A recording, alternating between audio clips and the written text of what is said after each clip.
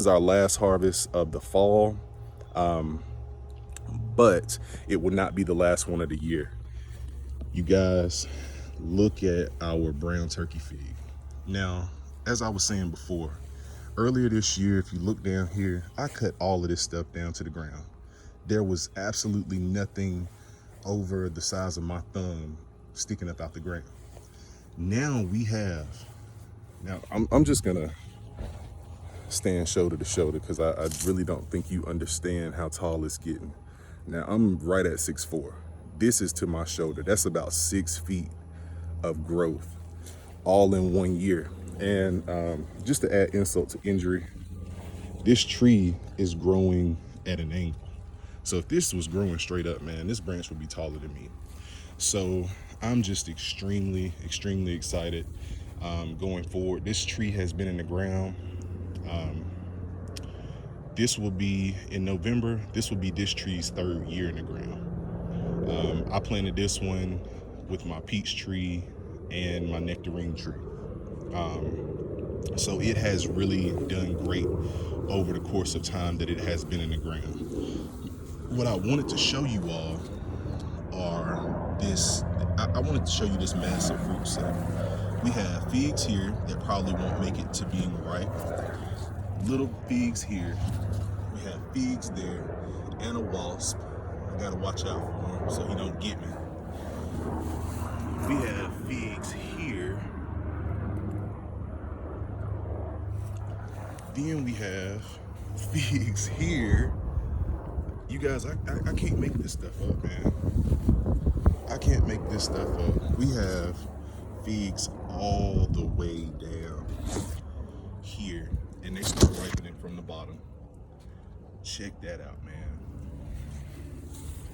We have figs all the way over here that probably won't make it to be ripe, but I'm sure at this point you all get the picture. I mean, it is just absolutely insane. So now that I have showed you all the figs that this tree is going to produce before the end of this year, what I'm looking at right now is something that I have been using on my potted plants as well as my plants and trees that are planted in the ground. You guys, the best thing that I have done since I started this journey would be composting in place. You guys, all this stuff that you see here used to be a mound. When I say a mound, I'm talking like this stuff is probably 2 to 3 feet tall. Right here in the center. And what I used to do is dump my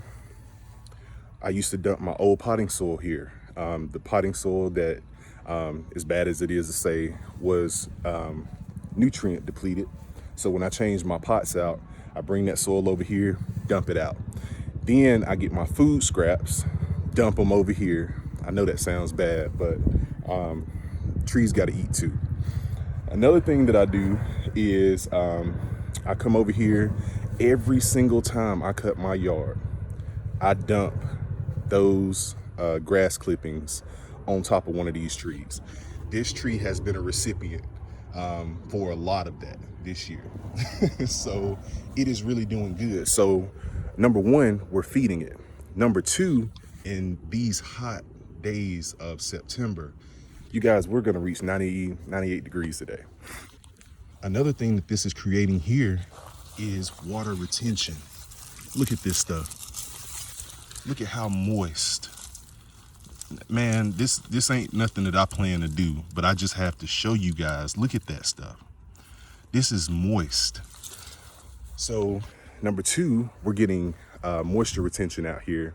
And number three, this is more so for the potted plants, but it kind of ties into the trees that are in the ground. When you're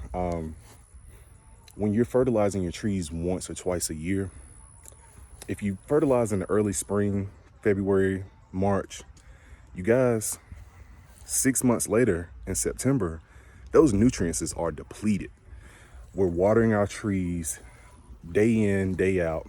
All of that stuff is coming out. Every time you see that big pool of every time you see that big pool of water under your potted plants, those nutrients are in there as well. Well, you guys, it's kind of the same thing with the trees on the trees that are planted in the ground, because the reason why I add all of this stuff here is obviously to feed the tree, keep up with the moisture retention. Secondly, is to make sure that I'm conditioning the soil around this area. Now we're at this point, we probably have roots running out possibly to here. But what I wanted to do is slowly work my way out. Now I know I have some grasses in here and stuff. You guys bear with me. I didn't want to weed eat nowhere near this because I didn't want to harm this tree. But with that being said, you guys, you absolutely cannot beat that. So with fertilizing in place, you're gonna feed your trees, you're gonna maximize your water retention, and you're gonna make sure that these trees keep that nutrients within the soil and it does not get depleted. So you guys, I can't make this stuff up. And the reason why I want to share it is because I really think that a lot of people look at it as being gross. And don't get it twisted. It can get that way. But we all have the power to control it. The last thing that I would tell you to do is, if you do consider doing this, make sure, oh, excuse me. Oh, excuse me. Got some technical difficulties going on. But another thing that I would tell you to do lastly is, if you do consider this and you don't like the aesthetics of it, because see, personally, I don't mind, because in a month and a half, 2, I won't even see any of these wood chips because they'll start breaking down to the bottom. But if it bothers you, get you a small bag of potting soil and put it over the top of your soil and forget about it. And I promise you, everything will be okay. But you guys, it's Jalen Martinez, AKA the Suburban Grower. And I'm about to go ahead and get out here and soak up some sun on my daily run. And I'll holler at you guys soon. Have a blessed one.